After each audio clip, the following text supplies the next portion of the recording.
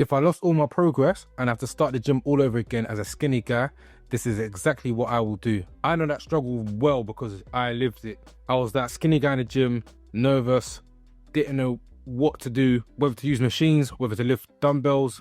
I had no clue. I was going to the gym to do random workouts thinking I'm doing everything right. But when I looked into the mirror, I looked like I didn't lift. I can't lie, it was very discouraging. I almost stopped going to the gym. And back then I was really naive. So I would read magazines and follow programs saying that you could get shredded in 30 days.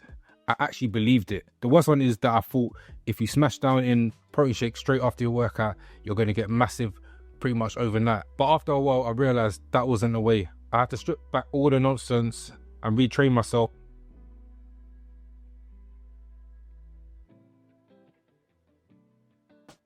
I had to strip away all that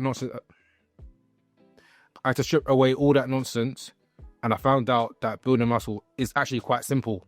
So here's the blueprint of what I'd actually do if I had to start again. The first thing I will do is find a program that works for me, where I can train muscle groups multiple times out of the week. Back in the day, I used to do the bro split, where I used to smash one muscle group in every single day.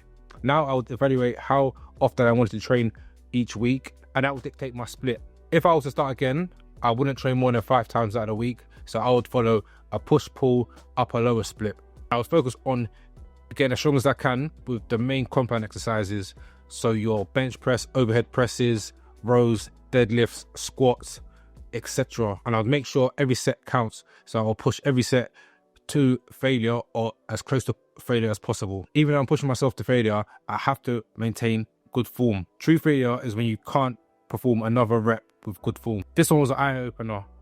I could swear to anyone that I thought I was eating loads of food, and I actually believed it.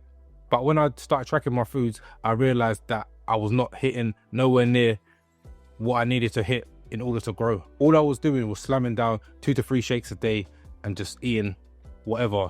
So what I'll do differently now is I would simply just track my macros, track my calories, find my maintenance calories, and then add 200 to 300 calories on top of that.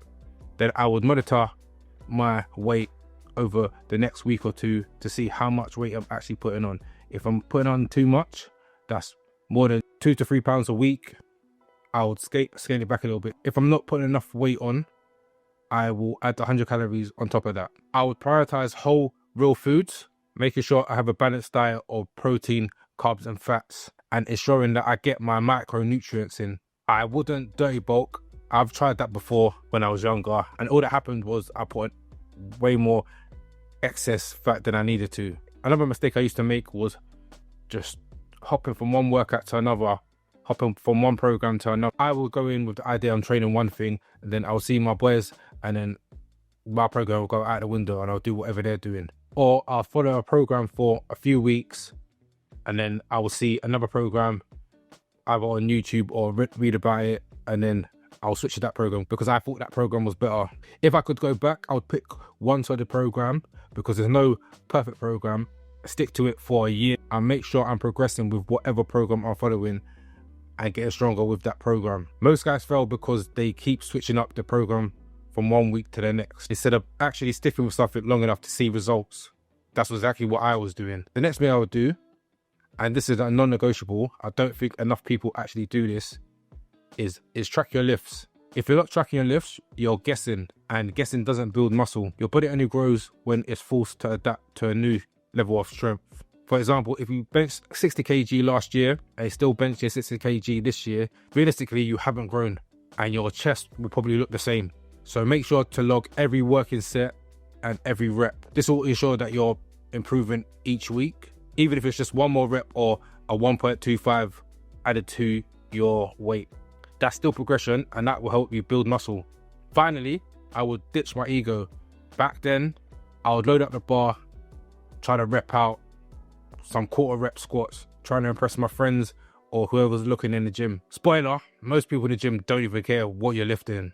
My form was bad, and I put myself at a high risk of injury, and I wasn't even getting full range of movement to target my muscles to full capacity.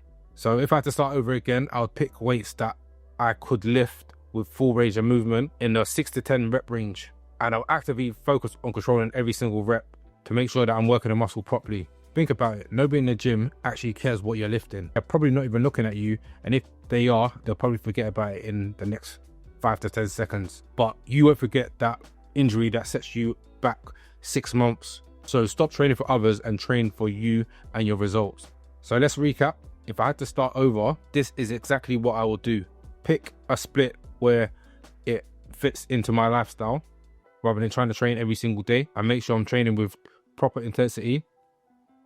I will track everything, macros, calories, and my lifts, and I wouldn't rely on supplements like protein shakes. I would use them in addition to a good meal plan. I'll stick to a program and follow it for a considerable amount of time, making sure I'm implementing progressive overload and trying to get stronger.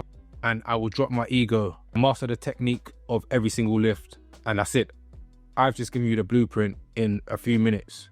If you need help with this, feel free to click the link in the description. If you found this video useful, make sure you like, comment, and subscribe, and I'll catch you in the next video.